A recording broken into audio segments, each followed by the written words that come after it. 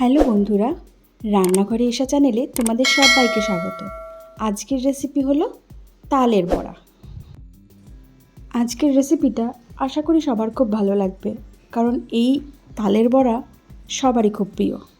তো চলো শুরু করা যাক আজকের রেসিপি। প্রথমে আমি তালের কাত বের করে নিয়েছি, তাতে আমি দিয়ে দিচ্ছি 1 কাপ মতো সুজি, আর দিয়ে দিচ্ছি 2.5 কাপ মতো ময়দা, তার সাথে দিয়ে দিচ্ছি 1 কাপ মতো চিনি। এরপরে দিয়ে দিচ্ছি আমি হাফ চামচ মতো বেকিং সোডা মানে খাবার সোডা, আর দিয়ে দিচ্ছি 1 চিমটে মতো নুন। তারপর দিয়ে দিচ্ছি 4 পিস কলা। এখানে আমি কাঁঠালি কলা ব্যবহার করেছি, তোমরা কাঁঠালি কলাই ব্যবহার করো। এবার এটাকে ভালো করে মেখে নিচ্ছি।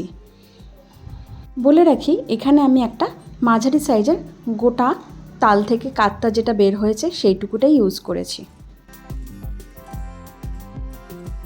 সব কিছু একসাথে মাখানো হয়ে গেলে আমরা এখানে দিয়ে দেব একটা নারকেল, যেটা কিনা গ্রেট করা।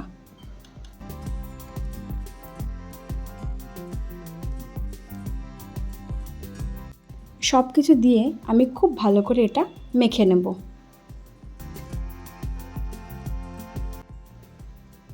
সব কিছু মাখানো হয়ে গেলে একটু রেস্টিংয়ে রাখতে হবে।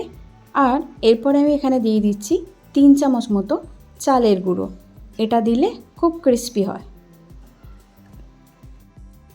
সব কিছু দিয়ে ভালো করে মেখে আমি রেস্টিংয়ে রেখেছিলাম 2 ঘন্টা মতো। তোমরা এটা 1 ঘন্টা মতো রাখতে পারো। এবার একটা কড়াইতে আমি তেল দিয়ে দিচ্ছি। তেলটা সেই পরিমাণেই নেবে যাতে বড়াগুলোকে ডিপ ফ্রাই করা যায়। তেলটা দেখো গরম হয়ে গেছে। আমরা কিন্তু এটাকে মোটামুটি মিডিয়াম আঁচেই পুরোটা করব। আমি এখানে ঠিক এই সাইজের বড়াগুলো দিয়ে ভাজছি। তোমরা কিন্তু মাপটা একটু বড় করতে পারো। মোটামুটি গোল্ডেন ব্রাউন হওয়া অবধি এটাকে ভেজে নেবে, আর আঁচটা কিন্তু মিডিয়ামেই থাকবে, তা না হলে ভেতরটা কাঁচা থেকে যেতে পারে। প্রথমবার যেগুলো দিয়েছিলাম সেই বড়াগুলো দেখো ভাজা হয়ে গেছে, কত সুন্দর কালার এসছে, আর খেতেও খুব টেস্টি।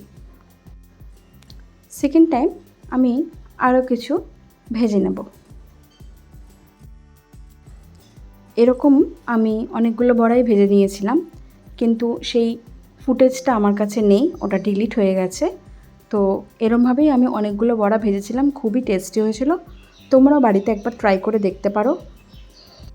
রেসিপিটা যদি ভালো লেগে থাকে তাহলে একটা সাবস্ক্রাইব করতে ভুলো না প্লিজ, আর লাইক করে দিও অবশ্যই। তার সাথে কমেন্টে জানিও তোমাদের রেসিপিগুলো কেমন লাগছে।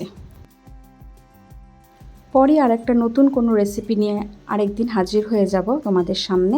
ততদিনের জন্য ভালো থেকো, আর বাই।